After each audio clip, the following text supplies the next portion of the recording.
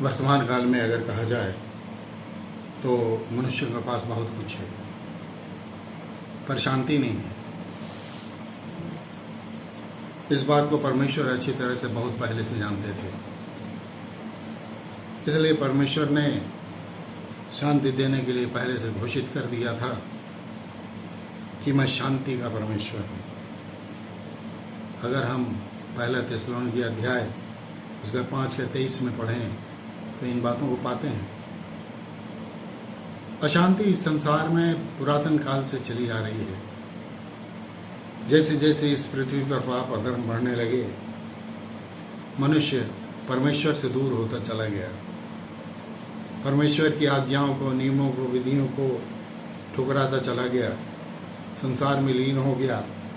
फलस्वरूप अशांति बढ़ती चली गई। आज के दौर में कहा जाए तो हर मनुष्य अशांत है। उसके मन में हर समय कुछ ना कुछ चलता ही रहता है, जिससे एक मनुष्य अशांत हो जाता है।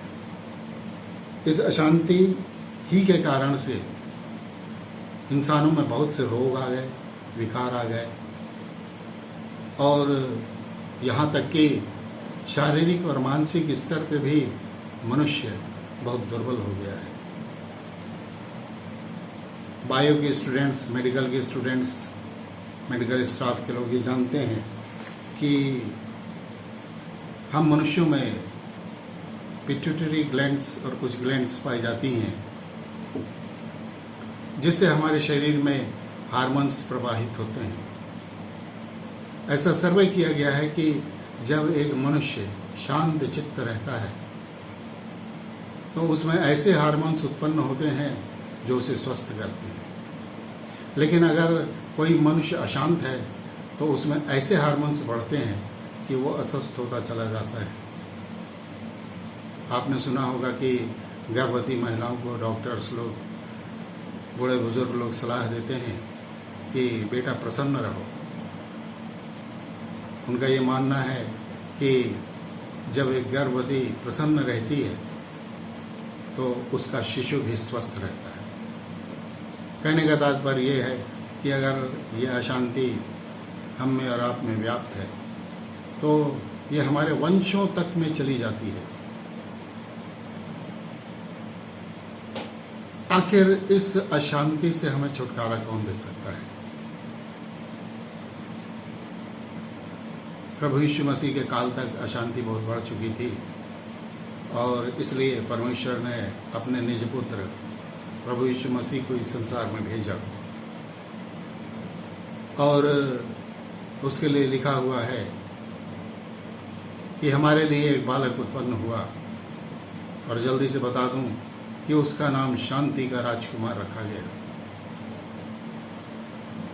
आपने सुना होगा कि पुराने समय राजा, राजकुमार जब किसी से प्रसन्न हो जाते थे तो वो उन्हें कुछ भी दे सकते थे। ठीक इसी तरह से अगर हमसे परमेश्वर प्रसन्न हो जाए, प्रभु यीशु मसीह प्रसन्न हो जाए, तो हमें शांति का वरदान मिल सकता है।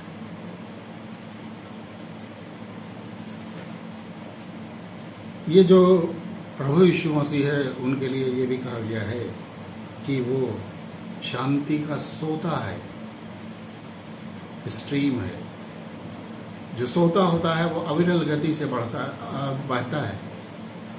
प्रभु यीशु मसीह आए, चले गए, शांति दिए, चले गए। अभी भी उनकी शांति इस संसार में अविरल गति से एक सोते के समान बह रही है, बशर्ते हमको उस सोते के पास जाना पड़ेगा। हम संसार में फंसकर अशांत हो जाते हैं और उस सोते के पास नहीं जाते।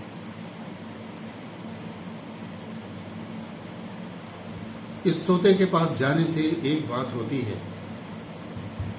अगर हम यशायाह नबी की पुस्तक उसका 26वां अध्याय उसकी 30वीं आयत को पढ़ें तो वहाँ पर एक बात लिखी हुई है कि जब कोई अपना मन धीरज से परमेश्वर की ओर लगाए रहता है तो परमेश्वर पूर्ण शांति के साथ उसकी रक्षा करता है।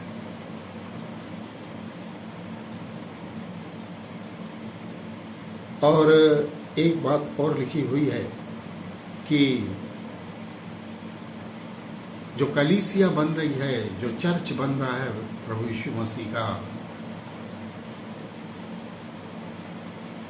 ये पृथ्वी पर बन रहा है, पूरे विश्व में बन रहा है। इसे विश्वव्यापी कलीसिया बोला जाता है, जो कि जब प्रभु यीशु मसीह आएंगे और जिसे बादलों पर उठाकर ले जाएंगे। इस कलीसिया में अगर हम शामिल हो जाते हैं तो मसीह की शांति हम में राज्य करने लगती है। मसीह की शांति हमें राज्य करने लगती है। हमारे जीवन में शांति व्याप्त हो जाती है।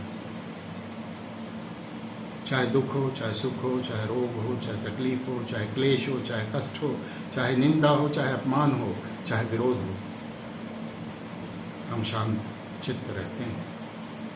और ये शांत रहना, ये परमेश्वर की ओर से एक ऐसा वरदान है जो इस समय अच्छों के पास नहीं है। शांति किसको मिलती है, कैसे प्राप्त करें? तो लिखा हुआ है कि जो लोग नई सृष्टि में आएंगे, जिसका वर्णन यूहन्ना रचित सुसमाचार उसके 3 अध्याय में दिया हुआ है। और इस नई सृष्टि के बारे में, इस नए जन्म के बारे में प्रभु यीशु मसीह ने निकोदेमुस को बतलाया था कि निकोदेमुस किस तरह से नई सृष्टि में आ सकता है, हम किस तरह से नई सृष्टि में आ सकते हैं, हम किस तरह से नया जन्म प्राप्त कर सकते हैं। जब तक हम नई सृष्टि में नहीं आते, प्रभु यीशु मसीह की शांति, परमेश्वर की शांति हमें व्याप्त नहीं होती।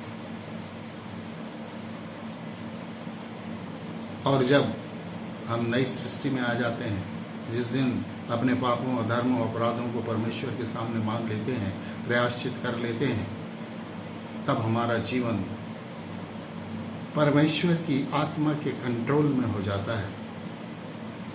फिर पवित्र आत्मा हमारी सहायता करती है, हमारे हर पक्ष में, हमारे जीवन के हर पक्ष में, चाहे वो संसारिक हो चाहे आत्मिक हो।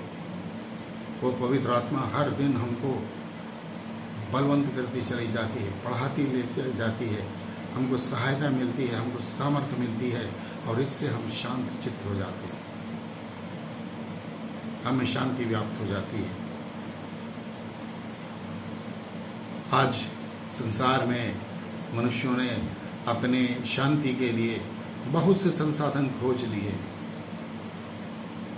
लेकिन वे कभी न कभी इनसे ऊब जाते हैं, फिर दूसरे को लाते हैं, फिर ऊब जाते हैं।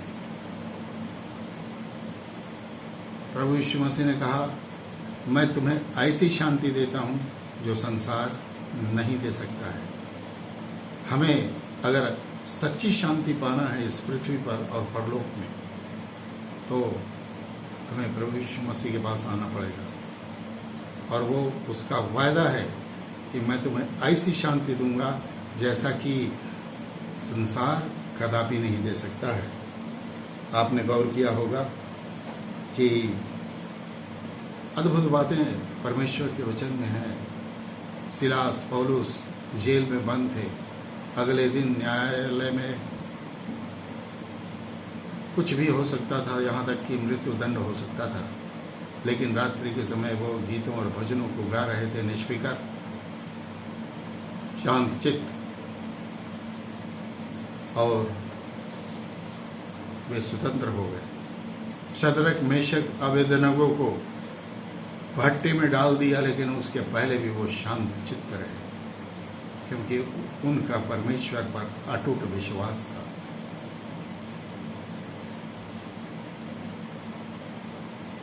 रोमियो 8:6 में लिखा हुआ है कि शरीर पर मन लगाना मृत्यु है, परंतु आत्मा पर मन लगाना जीवन और शांति है। जब इस पृथ्वी पर प्रभु यीशु मसीह का 1000 वर्षीय राज्य आएगा, तब यीशु मसीह इस संपूर्ण विश्व में, संसार में ऐसी शांति स्थापित करेगा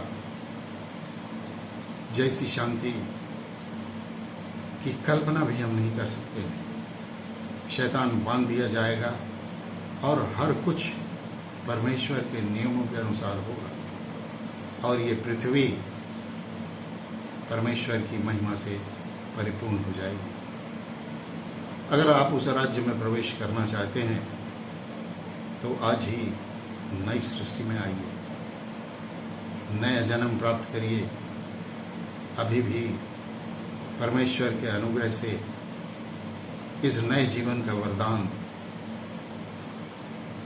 अभी उपलब्ध है। परमेश्वर अपने वचनों पे आशीष दे और हमें इस योग्य बनाए कि हम इन बातों को समझ सकें।